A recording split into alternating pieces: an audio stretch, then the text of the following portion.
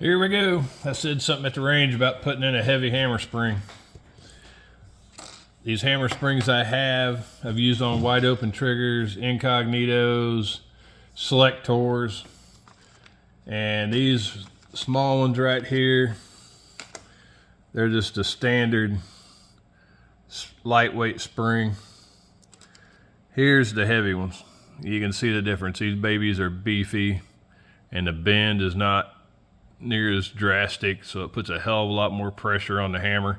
I've actually busted hammers in two. Actually only done it once on a wide open trigger, snapped a hammer. Other than that one, hadn't had any trouble.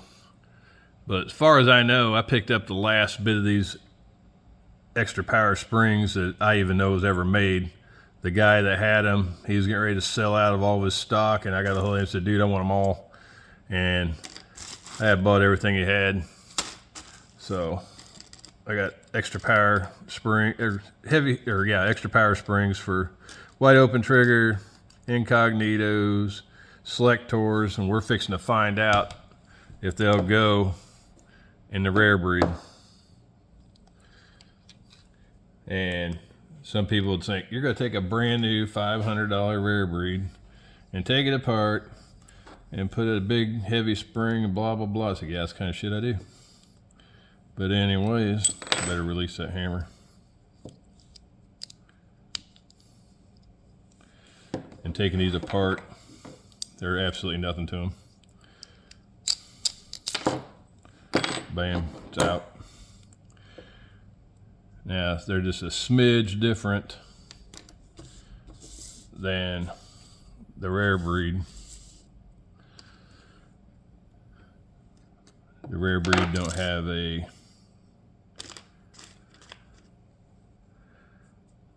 little bend on the end,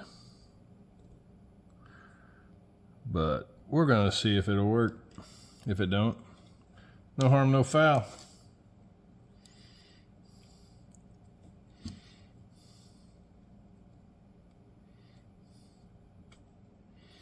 And I ain't gonna story, there's sometimes a rip to get installed because these springs are exactly what they say. They're extra power and a little bit larger than normal.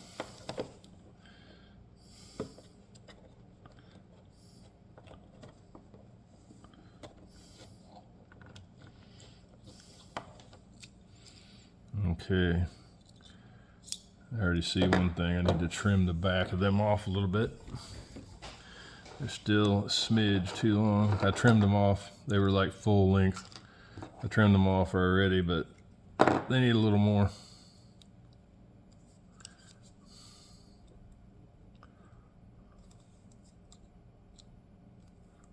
Yeah, not too much. Better go a little bit at a time, a couple different times, and going too much at once. I get extra springs, but I don't know if anybody's making them anymore.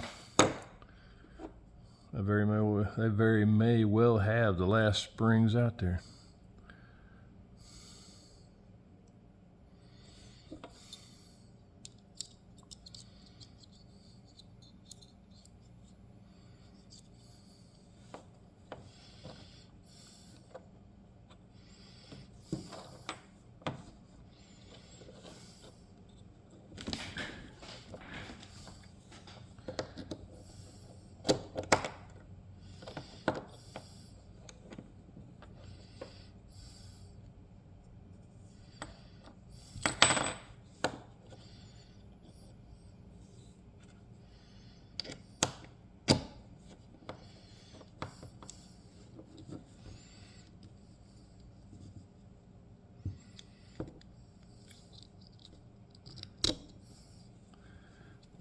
Oh boy, we damn near got it. Oh, check it. We got it in.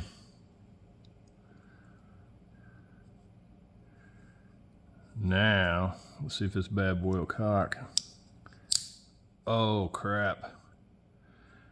It is in, and it's in freaking perfect condition, and it is freaking rocking. I only see maybe one minor major malfunction down here. I'll have to check it out.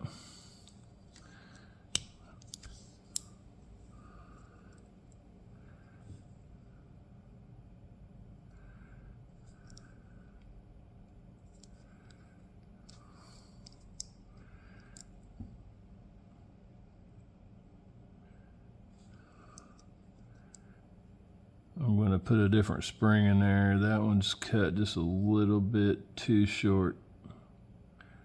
Just barely.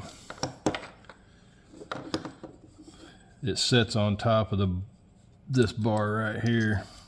But one side already slipped and went underneath, which is not a problem, except for it takes away from some of the power of the spring.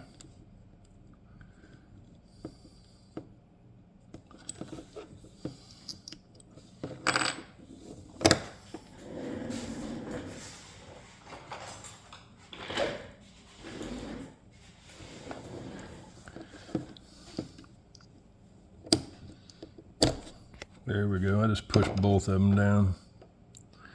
Now they're resting on the bottom of the housing.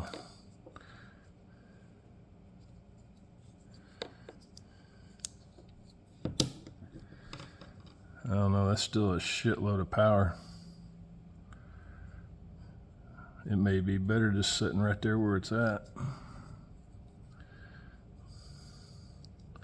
It's a hell of a lot stiffer than the old spring for sure. And that's perfect, it ain't riding up too high.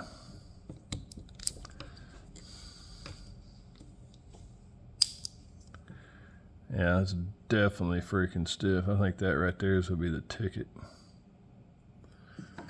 But yeah, now the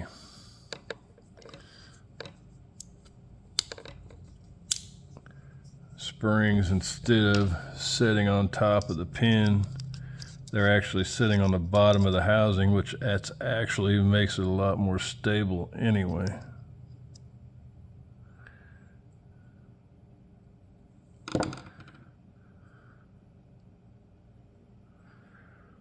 And if for some reason it don't want to fire, I'll take a different spring, cut her off just a little bit longer where it sits on top of the pin, and that's going to give it that much more power. But I really think just by cocking this booger that, yeah, this thing's got a shitload of power the way it is right now. I think that's going to be our ticket right there. I think we're golden. We'll find out next trip to the range.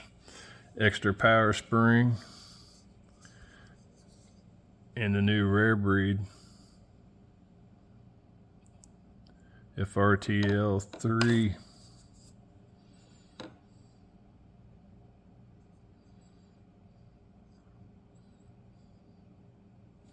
You guys have a good one.